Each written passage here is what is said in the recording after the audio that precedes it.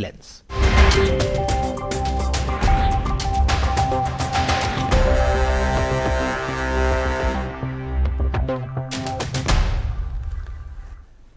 स्वागत है आप सभी का अपना उत्तराखंड में और राज्य की खबरों के साथ मैं हूं प्रीति बिष्ट। तो बड़ी खबर आपको बता दें, उधम सिंह नगर जिले के एसएसपी रहे बरिंदरजीत सिंह अपने तबादले के आदेश के खिलाफ हाई कोर्ट पहुंच गए हैं। उन्होंने याचिका दायर कर DGP Anil Raturi, DG law and order और पूर्व आईजी पर प्रताड़ना के साथ उत्पीड़न जैसे गंभीर आरोप लगाए हैं। पूर्व एसएसपी की याचिका पर कार्यवाहक चीफ जस्टिस रवि कुमार मलिमत ने पूरे मामले को गंभीरता से लेते हुए DGP Anil Raturi, DG law and order Ashok Kumar, Kumaon के आईजी रहे जगत राम जोशी को नोटिस जारी करते हुए 3 हफ्ते में जवाब दाखिल करने के लिए कहा है। कोर्ट इस मामले में 21 अगस्त को अब अगली सुनवाई करेगा। दरअसल अपने तबादला आदेश के खिलाफ बरिंदरजीत सिंह हाई कोर्ट में पहुंचे हैं। उनका कहना है कि गलत तरीके से तबादला किया गया है और लगातार बड़े अधिकारियों द्वारा उनका उत्पीड़न किया जा रहा है। वहीं खटीमा दौरे पर आए बीजेपी प्रदेश अध्यक्ष बंशीधर भगत से उधम सिंह नगर के डीएम और एसएसपी के ट्रांसफर को लेकर बड़ा बयान आया है। उन्होंने कहा कि कुछ अधिकारी प्रतिनिधियों का सम्मान नहीं कर रहे थे, इसलिए मुख्यमंत्री ने सख्त कदम उठाते हुए जिले के डीएम और कप्तान हटा दिए हैं। इसके साथ ही बीजेपी के प्रदेश अध्यक्ष ने कहा कि सिचकुल घोटाले की फाइल लापता होने में भी दोषी अधिकारियों पर कड़ी कार्रवाई की जाएगी। कुछ अधिकारी जनप्रतिनिधियों का सम्मान नहीं कर रहे थे, कुछ दिक्कतें पैदा हो रही थी, तो उसके लिए माननीय मुख्यमंत्री ने स्टेप उठाया है। उधम सिंह नगर के एसएसपी का ट्रांसफर कर दिया है, डीएम का ट्रांसफर कर दिया। तो काफी दिनों से मामला चल रहा है कि भाई जनप्रतिनिधि अपनी जो यहाँ पर अधिकारी हैं उनके सामने अपनी मर्यादा का ख्याल रखें अधिकारी, और वो ये ना समझे कि वो जनप्रतिनिधि से बड़े हैं। तो फिलहाल अब प्रदेश अध्यक्ष भी कह रहे हैं कि ये भी एक बड़ी वजह रही ट्रांसफर की। नैनीताल से खबर है, जहां जोखिया के पास सड़क हादसा हुआ जिसमें एक की जान चली गई है जबकि एक व्यक्ति घायल है। पुलिस ने यहां पर पहुंचकर लोगों को निकालने की कोशिश की तो दोनों को नैनीताल के बीडी पांडे अस्पताल में ले जाया गया, जहां एक को मृत घोषित कर दिया गया। बताया जा रहा है कि मोहम्मद हनीद और मोहम्मद आमीन दोनों भीमताल से ईद के लिए बकरा खरीदकर नैनीताल लौट रहे थे और तभी ये दर्दनाक हादसा हो गया। उधर जिम कॉर्बेट पार्क की सीमा से लगे रामनगर वन प्रभाग के कोसी रेंज में गरजिया मंदिर के पास एक युवती पर हाथी ने हमला कर दिया, जिसमें युवती घायल हुई है। उसे निजी अस्पताल में भर्ती कराया गया है। बताया जा रहा है कि वो घास काटने के लिए जंगल में गई थी, तभी वहां हाथी आ गया और उसने हमला कर दिया। युवती को पैर की ठोकर से मारा, जिससे वो काफी दूर जाकर गिरी है। तो फिलहाल युवती को अस्पताल में भर्ती कराया गया है। और अब बात करेंगे पिथौरागढ़ की, तो जहां की बंगापानी तहसील में हालात लगातार खराब होते जा रहे हैं और तस्वीरें आपको हम दिखाते हैं जिससे आप समझेंगे कि स्थिति कितनी खराब है।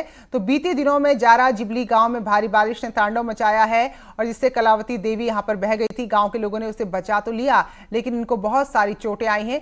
4 दिन तक इलाज नहीं मिलने से उनकी हालत और बिगड़ने लगी।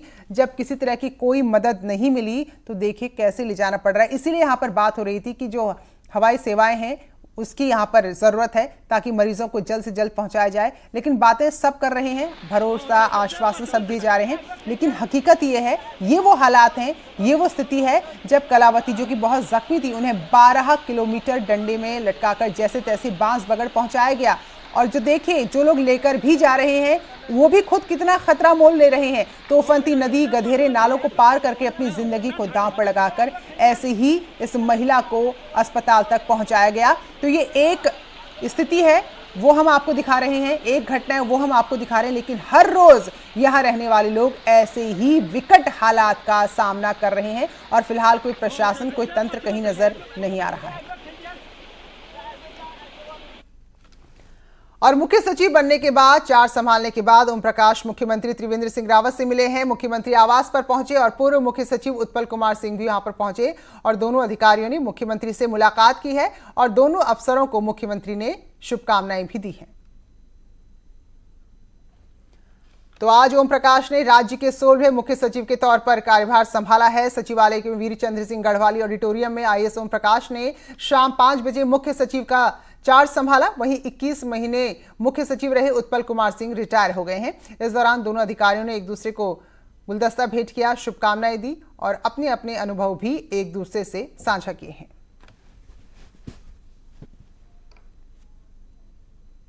तो चार्ज संभालने के बाद मुख्य सचिव ओम प्रकाश ने बताया कि उनकी क्या कुछ प्राथमिकता राज्य को लेकर रहेंगी। प्राथमिकताएं तो पूर्व निर्धारित हैं और प्राथमिकताएं माननीय प्रधानमंत्री जी, माननीय मुख्यमंत्री जी, भारत सरकार और राज्य सरकार द्वारा निर्धारित हैं, तो उन्हीं के अनुरूप कार्य होगा और ये प्रयास होगा कि जो उनकी अपेक्षाएं हैं और जो उत्तराखंड की सम्मानित जनता की अपेक्षाएं हैं उनको शीघ्र पूरा किया जाए।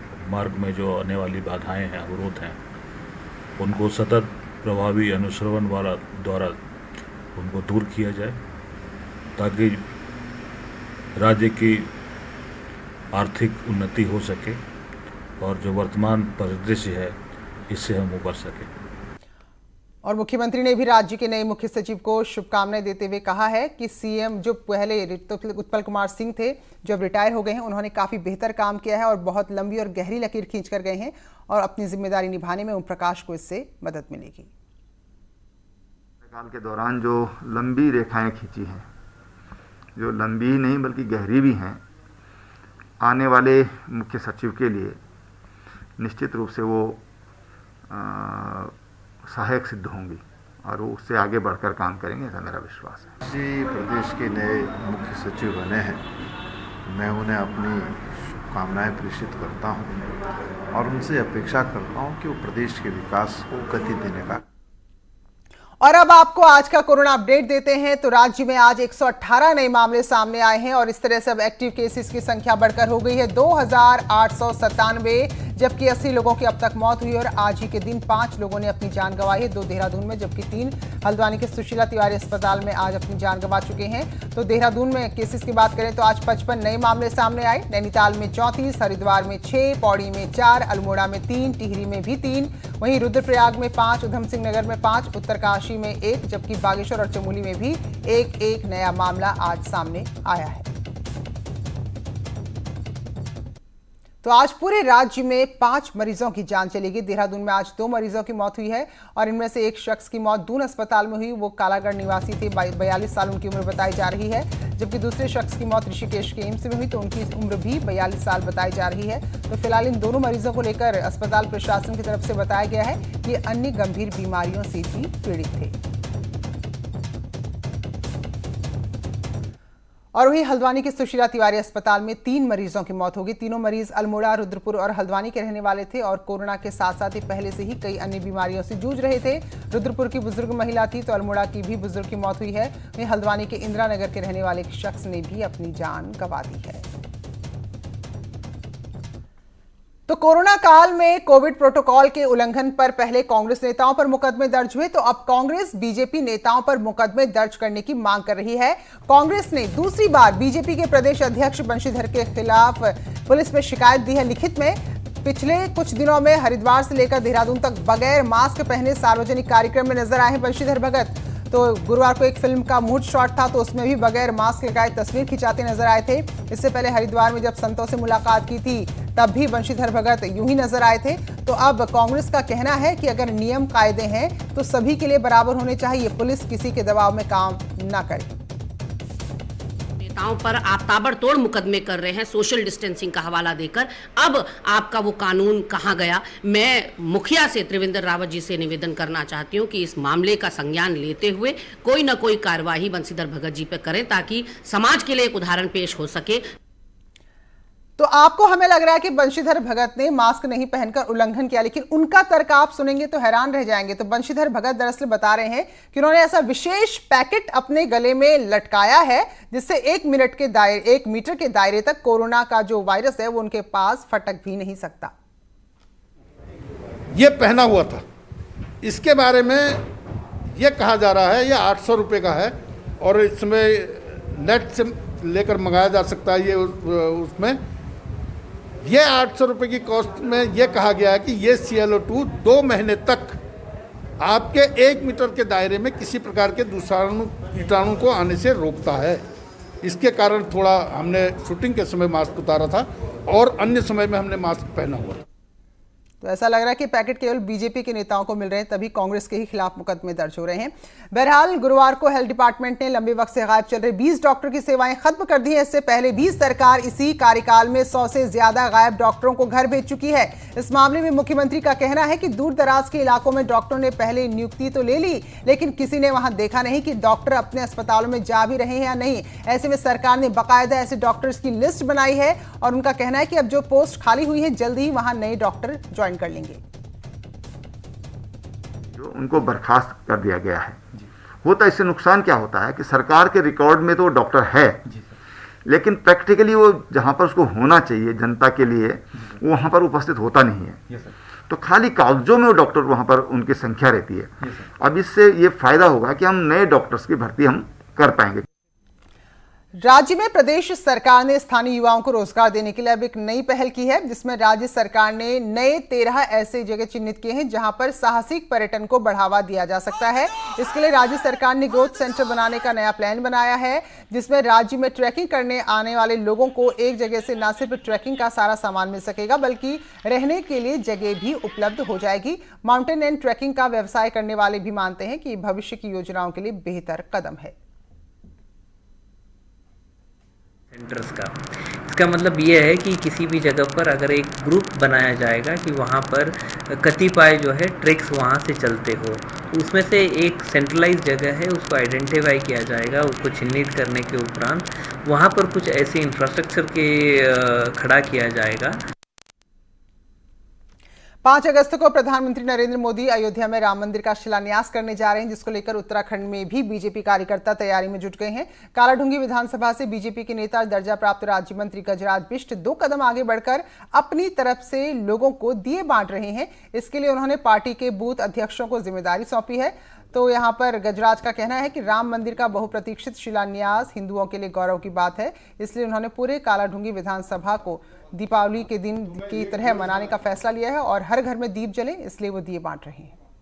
1,01,000 दिए बांटने का, दिए देने का मन बनाया और कोटाबाग से इस कार्यक्रम को हमने प्रारंभ किया और पूरे विधानसभा में हम दीपावली के रूप में 4 और 5 अगस्त को मनाने। और देहरादून से बड़ी खबर है, सचिवालय प्रशासन ने नया आदेश जारी किया है, जिसके बाद अब समूह ग और ख के 50% कर्मचारी ही ऑफिस आएंगे।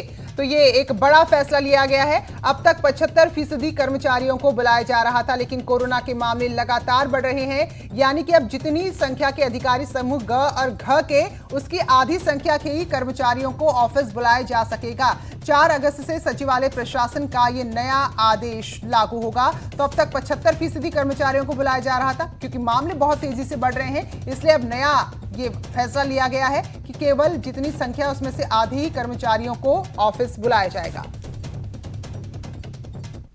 हरिद्वार के निर्मल अखाड़े के संतों ने वन विभाग के कर्मचारियों पर 10,000 की रिश्वत मांगने का आरोप लगाया है। संतों का कहना है कि गुरुवार को निर्मल अखाड़े की एक गांव की शाखा में सूखे आम के पेड़ की लकड़ियों को रखा जा रहा था, जिसे लेकर 10,000 रुपए मांगे गए और रिश्वत देने पर वन कर्मियों ने आश्रम में लगे सीसीटीवी कैमरों के तार तोड़कर वहां खड़े ट्रैक्टर को लेकर चले गए।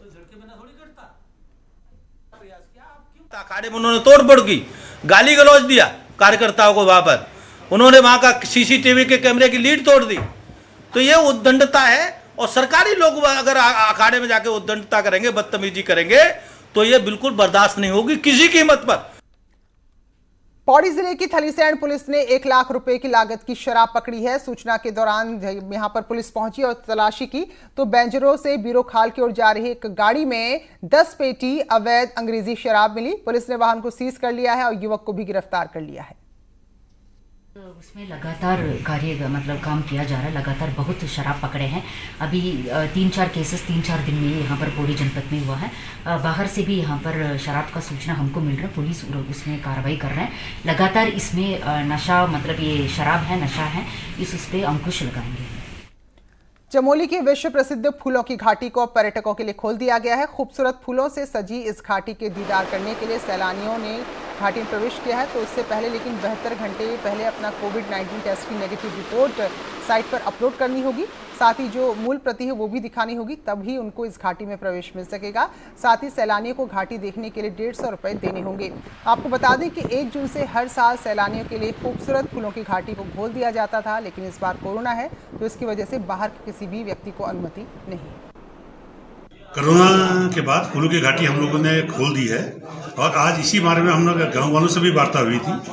जो भी पर्यटक आएंगे वो अपना कोविड का सर्टिफिकेट लेके आएंगे, उन्हीं को हम लोग पार्क में अनुमति जाने की देंगे। फूलों की घाटी का जो अभी पीक सीजन चल रहा है और इसमें भी गांव वालों के साथ बातें हुई हैं और फॉरेस्ट के साथ भी बात हुई है, तो इसमें ये किया जा रहा है कि इसको खोला जाए और जो लोग जाना चाहते हैं वो जाएं, परंतु प्रॉपर। देहरादून से बड़ी खबर है, रक्षाबंधन को लेकर बड़ा फैसला हुआ है। उत्तराखंड रोडवेज का महिलाओं को तोहफा, रक्षाबंधन पर बसों में निःशुल्क यात्रा कर सकेंगी। परिवहन निगम ने आदेश जारी किए हैं। तो दिल्ली में अमूमन हर साल सरकार इस तरह का फैसला लेती थी, तो अब उत्तराखंड में भी जो भी रोडवेज की बसें हैं तो कोई भी महिला रक्षाबंधन के दिन कहीं भी बगैर टिकट के आ जा सकेंगी। तो ये बड़ा फैसला उत्तराखंड में लिया गया है।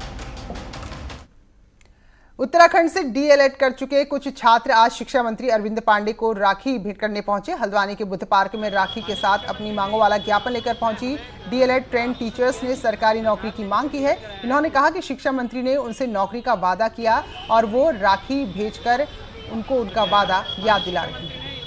तो 2 साल पहले जो मंत्री जी ने हमसे वादा किया था कि विभाग आपको प्रशिक्षण करा रहा है तो हम उनको नियुक्ति देंगे, तो रक्षाबंधन के अवसर पर ये राखी उन्हें भेजकर हम उन्हें उनके उस वादे की याद दिलाना चाहते हैं कि उन्होंने हमसे कहा था कि आप हमारी जिम्मेदारी हैं, आपको हम।